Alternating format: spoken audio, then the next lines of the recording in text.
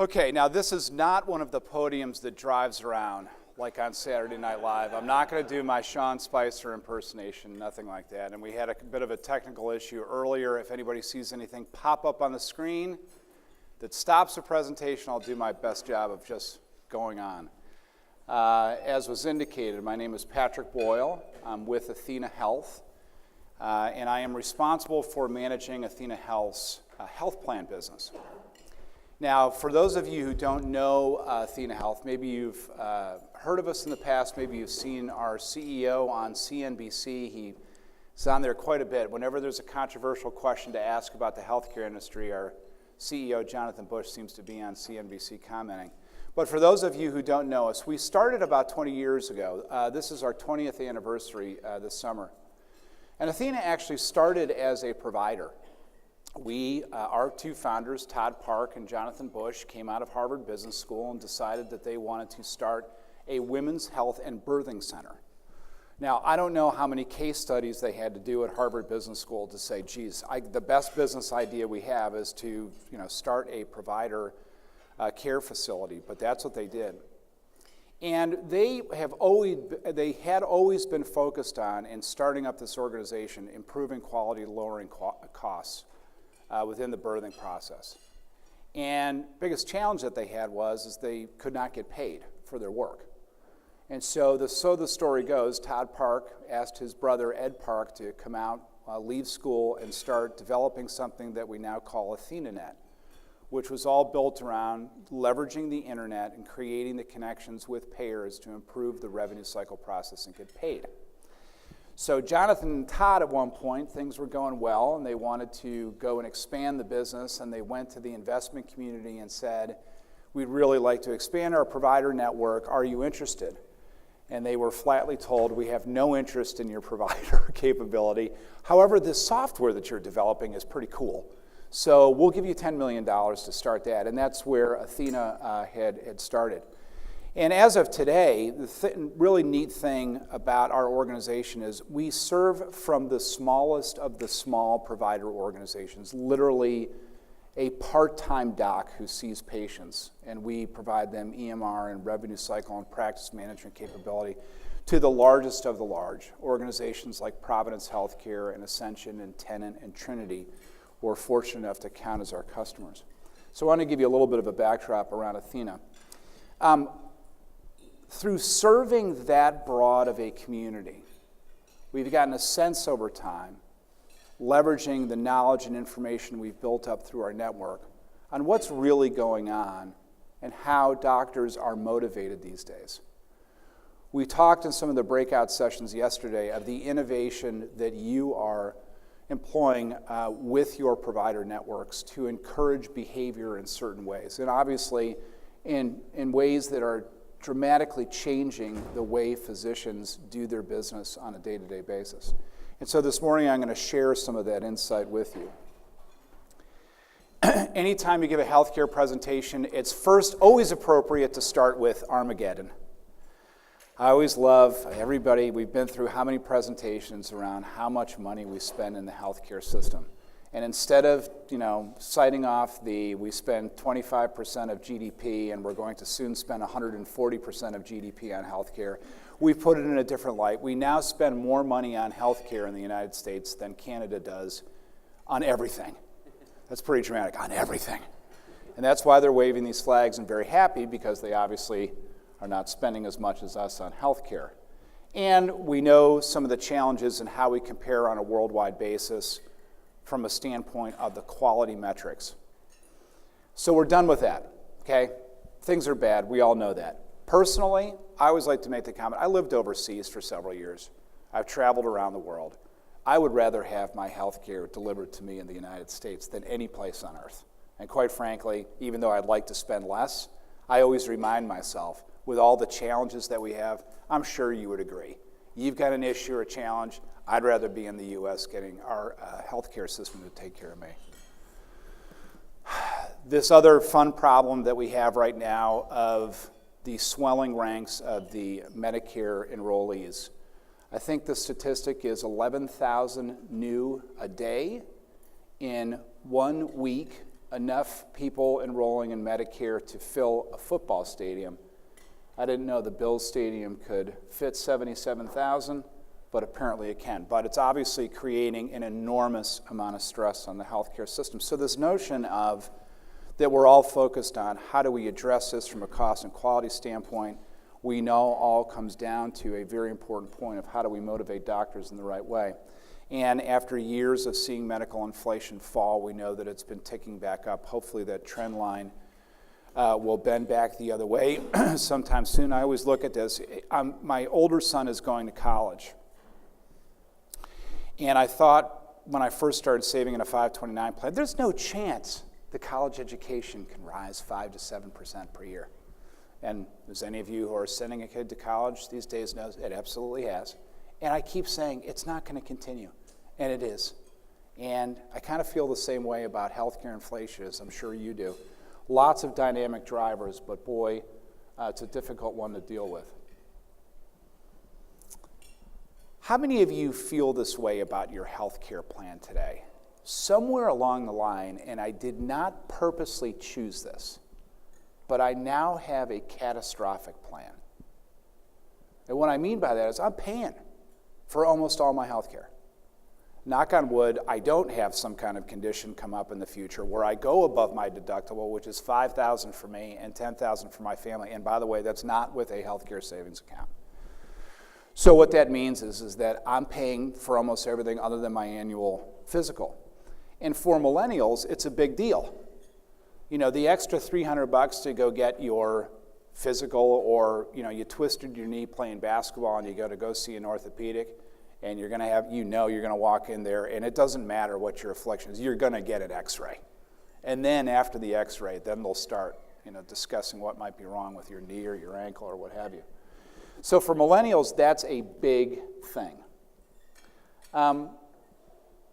When they do see the doctor, we see from across the data that we have that millennials really represent truly the first group that's demonstrating all the aspects of consumerism that you see in other industries and how they're evaluating choice. And it's really basic 101 stuff. I can't afford to spend all of this money. I need to find out where can I get a like-for-like service at a lower price. And that's why you see a lot more in this generation, and including myself, and I think folks in my age group, the Gen Xers, to go into urgent care centers. I've gone into the urgent care center, unfortunately, with the kids and myself, having a strep throat or whatever it might be, twisted ankle, many times. Never a waiting line, in and out, get the treatment that I need, half the price of waiting for my primary care physician, who we know would probably, in the case of something like a knee or an ankle or what have you, would refer you on to your second visit. Versus an urgent care that, in many cases, you're able to take care of quite quickly. So the notion of where they're going to seek care is changing, and again, another pressure point on physicians in terms of the financials associated with the changing dynamics of how care is delivered.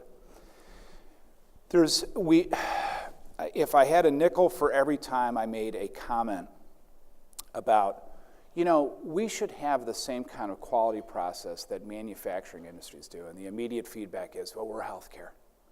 We're different. We are different. Now, when I said that when I first started in the healthcare industry 25 years ago, I was a little sheepish about it. Now that I've been in healthcare for 25 years, I can say I'm part of the community, and I can make these comments around, wake up, folks. We're not different than a lot of other industries. It's a lot of the same issues. Of course there's nuances and differences, but this notion of what drives consumerism, how do you engage your patients? How do you engage your physicians? Take a lesson out of those other industries that are doing it quite well. And don't necessarily say, you know what, you can't engage people the same way that Amazon does. Well, our data is showing that you can. And looking for talent and looking for ideas from those other industries would benefit all of us in terms of driving engagement with patients. As if there wasn't enough challenges, we know that the consolidation within the industry has continued. A dramatic increase in the number of health systems that have acquired physician practices.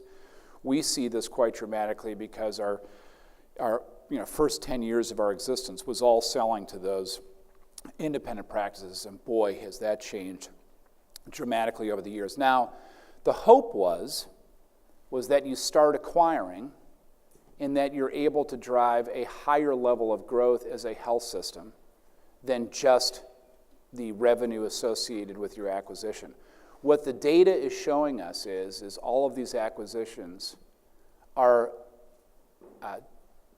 creating diseconomies of scale from a growth standpoint, meaning that all of the acquisitions, if you added up that revenue together, are less on an ongoing basis, and the organic growth is dwindling amongst the health systems. So the whole notion of acquire, and therefore control the destiny of the physicians and be able to direct them in a certain way, maybe not so much. Pay for performance, although I think, and we've heard certainly at conferences like this and in other instances that there have been some bright spots in results from pay for performance. Overall, we don't sense that it's necessarily moved the needle. And I'll come to a point in this when I describe the network that we have. When we, from an Athena perspective, say we don't see the evidence of these programs, one of the things that we do with our clients is that we set up the metrics by which they measure themselves for pay-for-performance programs or risk-based programs with payers. That's built into the Athena system, and it's a nationwide information system. So we get an opportunity to have visibility into real results of our physicians that are participating in these programs.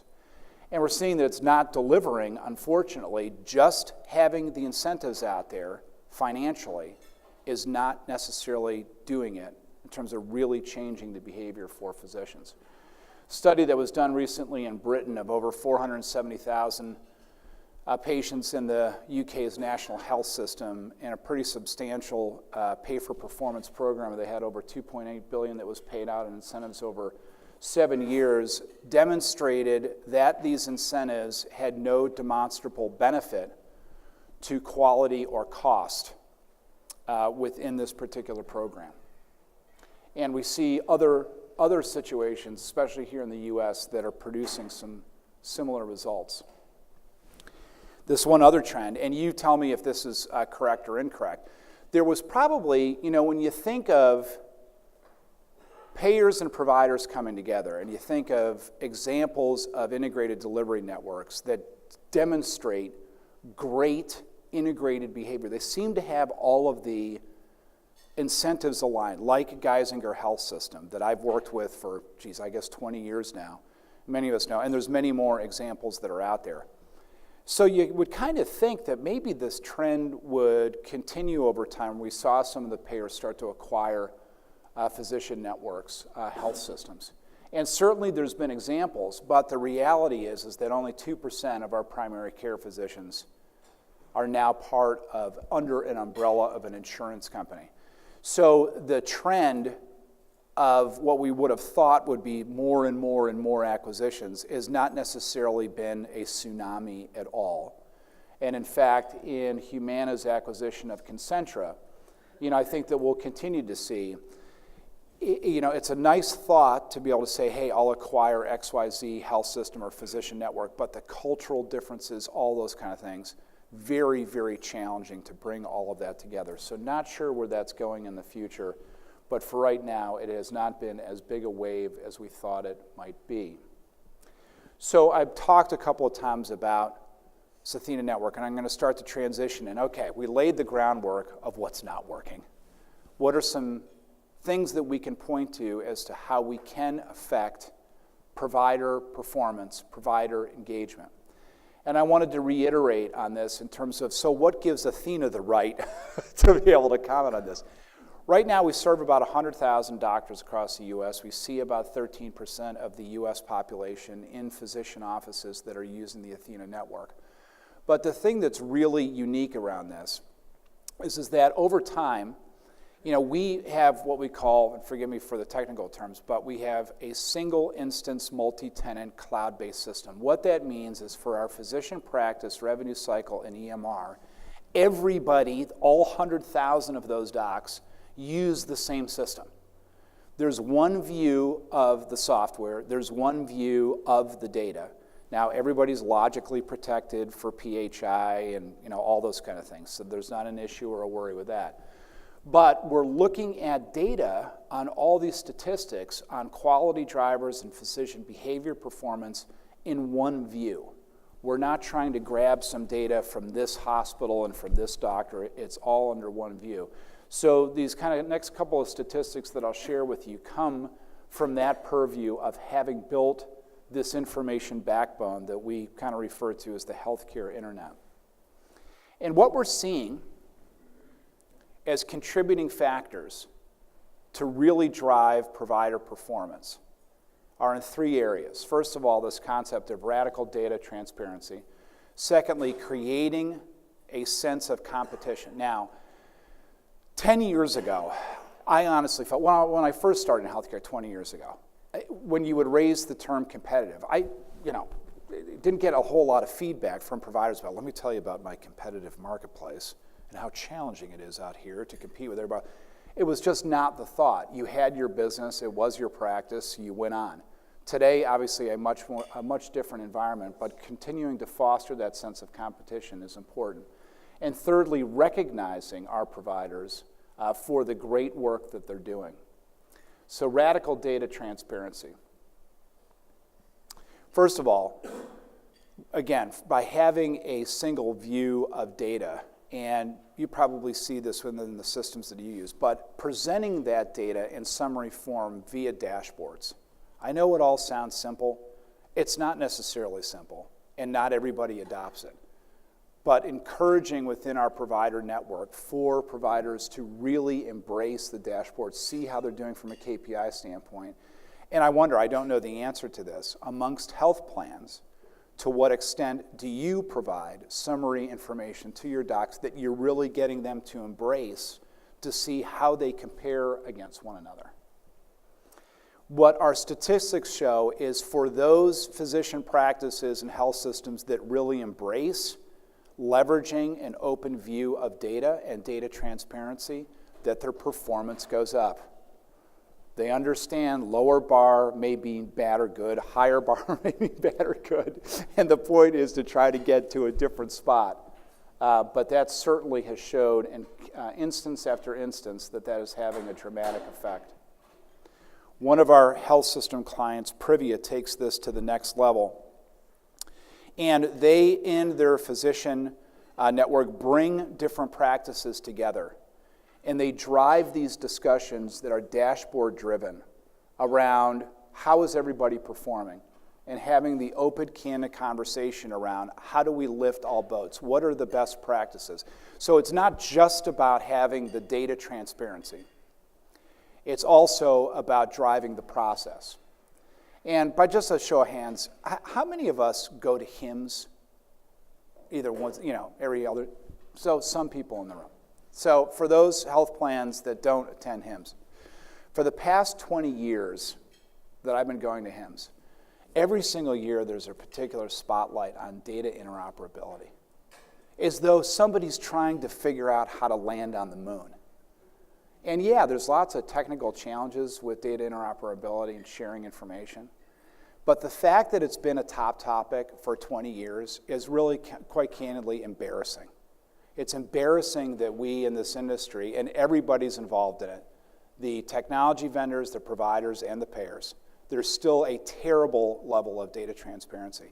So when you try to get to this level of behavior of getting the physician practices in your network to really drive the performance, they need the data to be able to act on that. And in the case, again, of Privia, they literally, this is a bit of an eye chart, apologies for that, but they go through all of their core metrics as to how do we perform better, because their view in their marketplace is we have to be the best to take share from somebody else. And again, that notion of competition is a differentiator for an organization like Privia.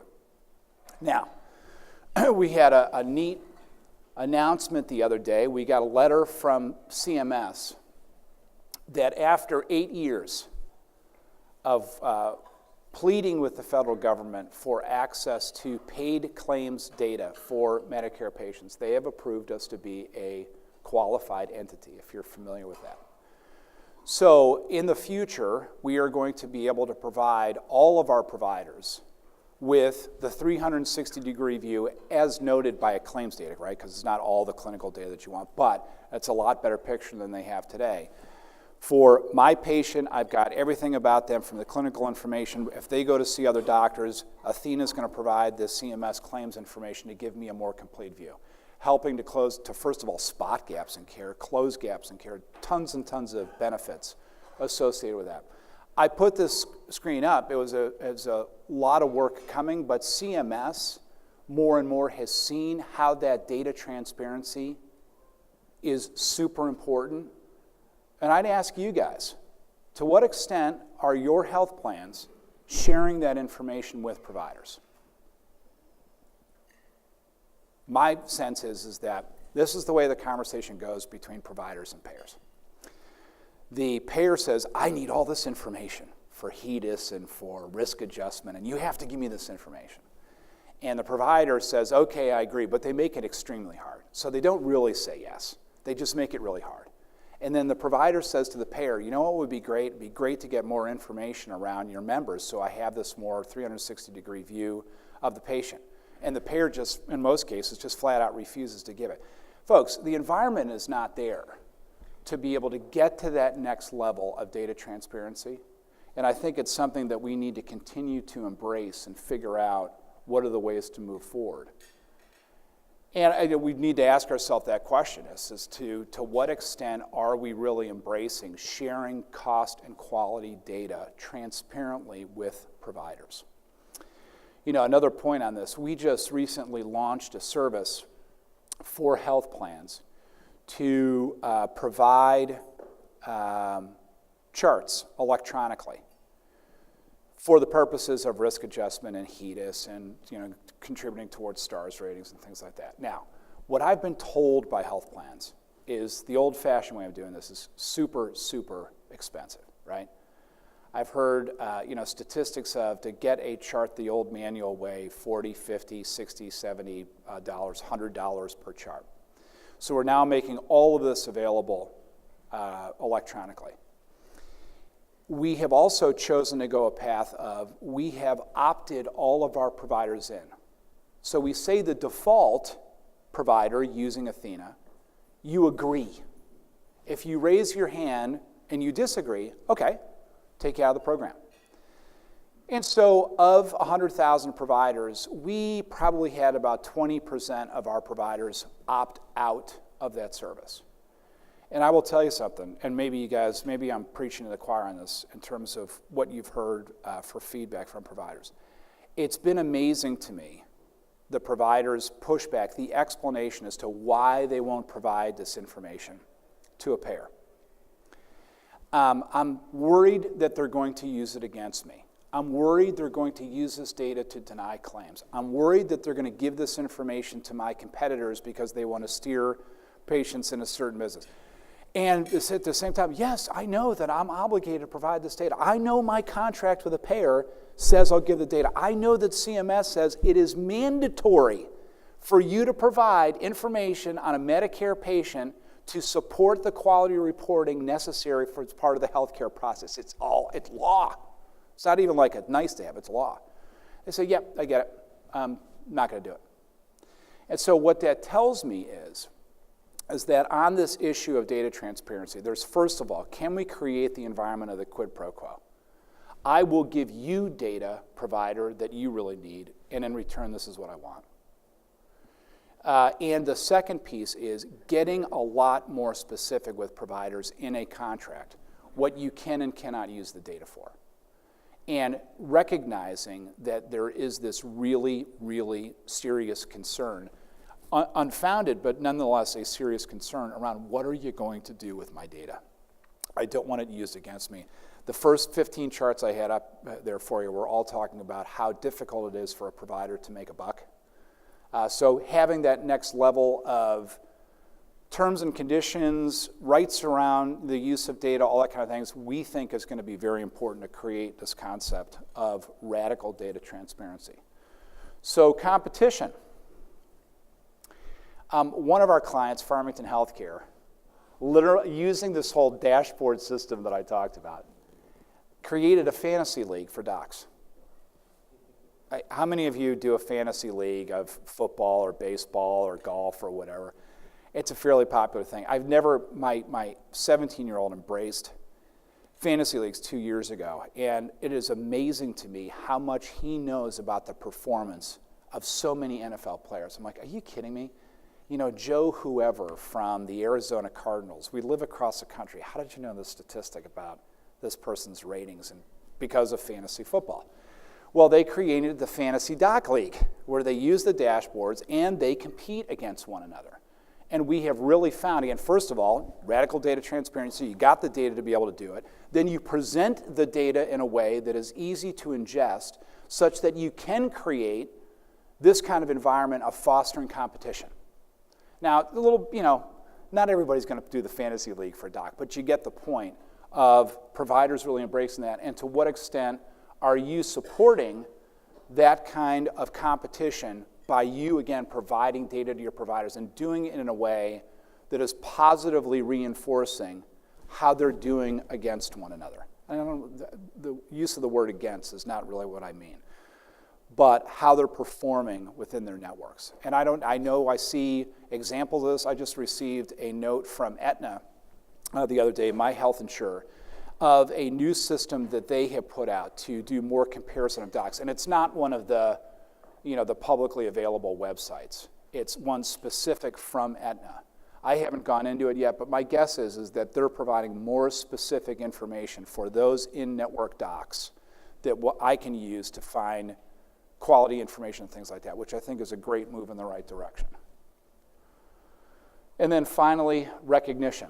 Who doesn't like to be recognized? And I'm not talking about in the back of the Airplane magazine, the list of the best plastic surgeons or the best, I'm not talking about that kind of recognition. I recognize the people are all paying for an advertisement within that Airplane magazine. One of our clients, Calais Regional Hospital, actually is publishing in the local newspaper the performance of their local doctors, the accomplishments that they are getting to. I'm not necessarily suggesting that a health plan put up a Super Bowl ad talking about all of your best docs, but again, thinking about how do you recognize, how do you create competition, how do you provide data transparency in a way that embraces what we've seen as best results in other industries and not saying, but healthcare is different. Where can I learn from others on how to better engage patients, how to better engage providers, and also recognizing that the buck alone is really not the only motivator for physicians in driving performance in the way that you want to drive performance for the benefit of your membership and for your patients. So that's what I had this morning. How am I doing on time? I think I've only got 30 minutes left. I think nobody would argue with getting a few more minutes back to their morning, but can I answer any questions? Yes, sir.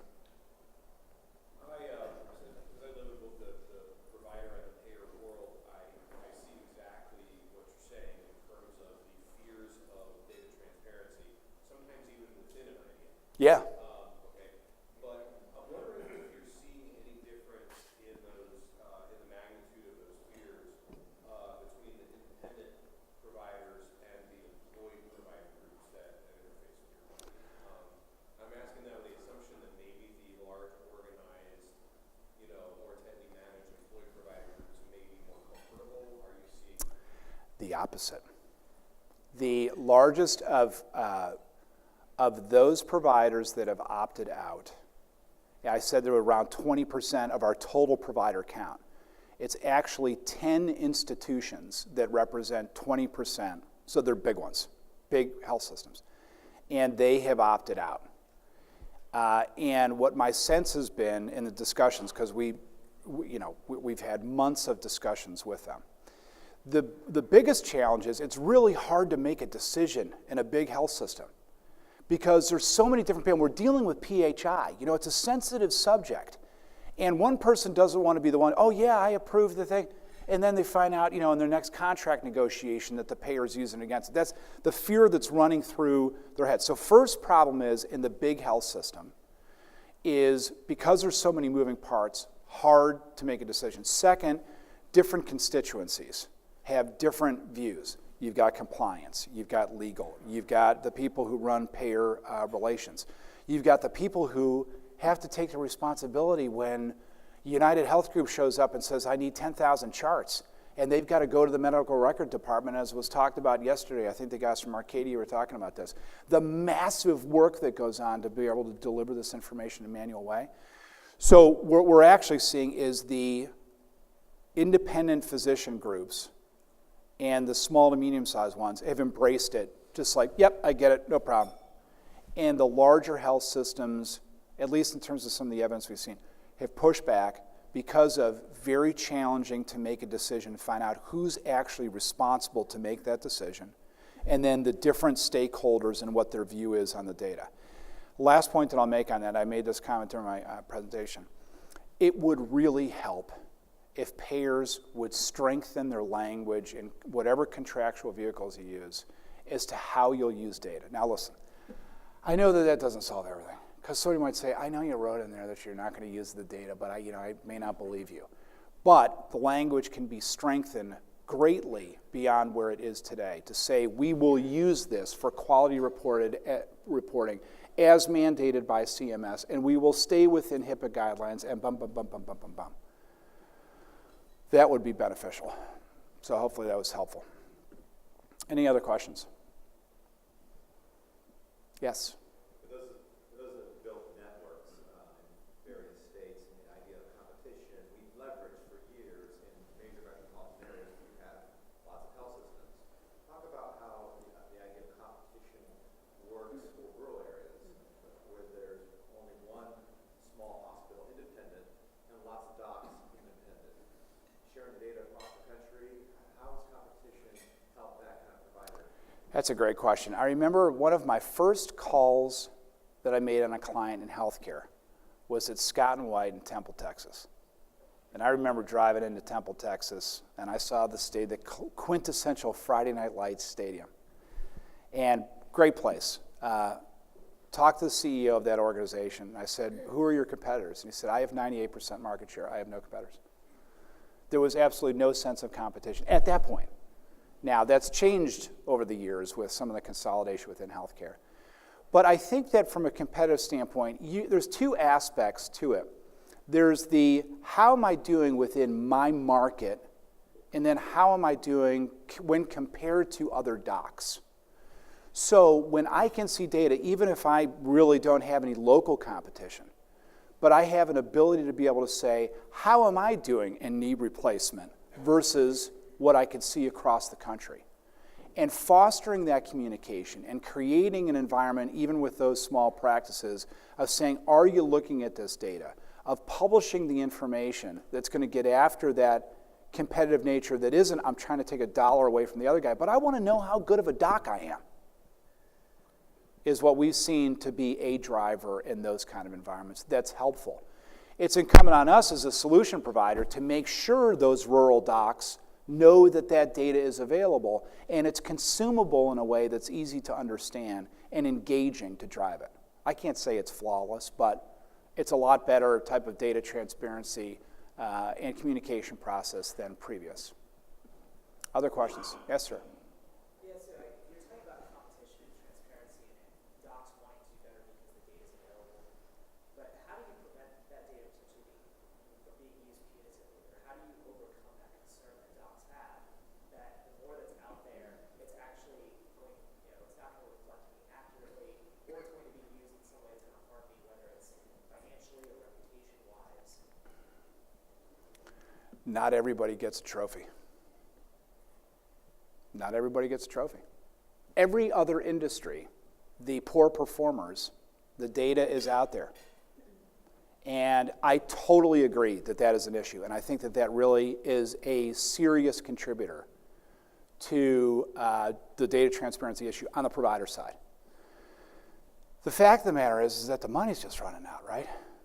And so we need to be able to, as patients select the best quality docs, as payers to create the best networks, as providers to say, I have to compete at the top of my game to capture market share.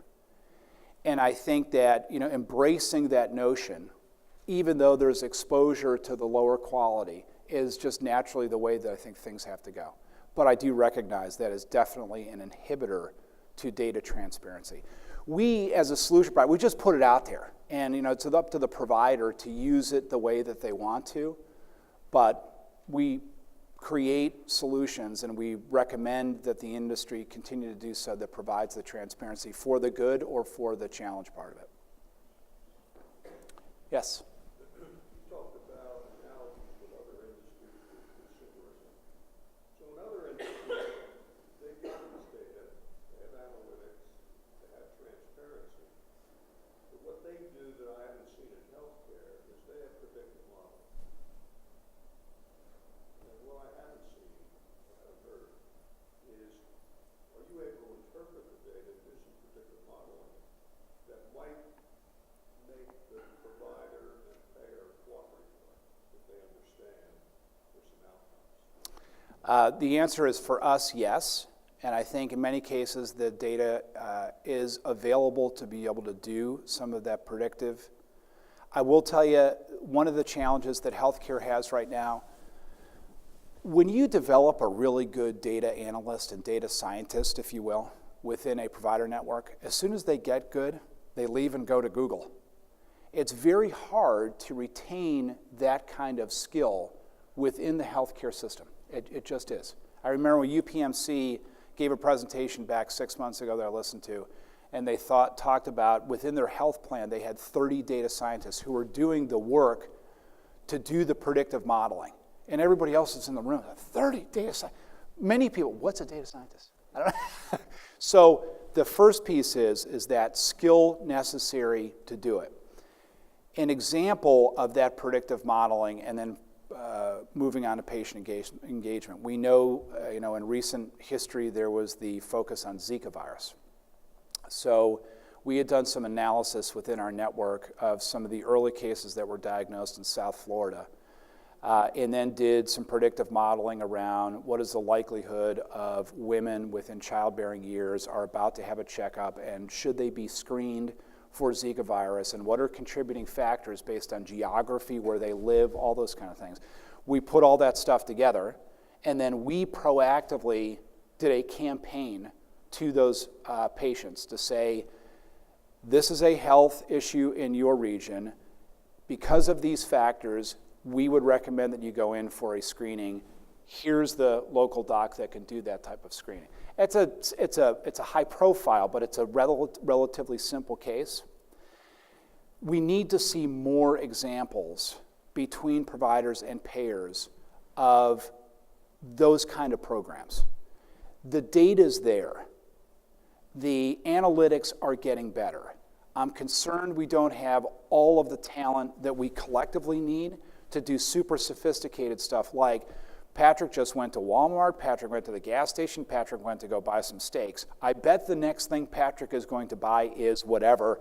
Let's send him a message saying, did you know that we're not there yet, but there's opportunities to be able to do that with the data that is out there. Any other questions? Well, thanks, everybody. Sorry if I, at times, a little bit provocative around my feelings around this data transparency thing. My feelings are directed at everybody. The vendors, sorry about hitting the mic, the payers, the providers, the member patients, everybody. We're not, if you don't have that foundation of data, you don't have that data transparency, I don't know how we tackle some of the issues that we're talking about. And all of the billions of dollars that have been spent to go into electronic medical records subsidized by the U.S. government to get all the data in electronic format, it won't matter if we don't have data transparency to use it in a positive way. So thank you very much for your time and for your attention this morning, and look forward to talking with you guys during the program. Thanks, everybody.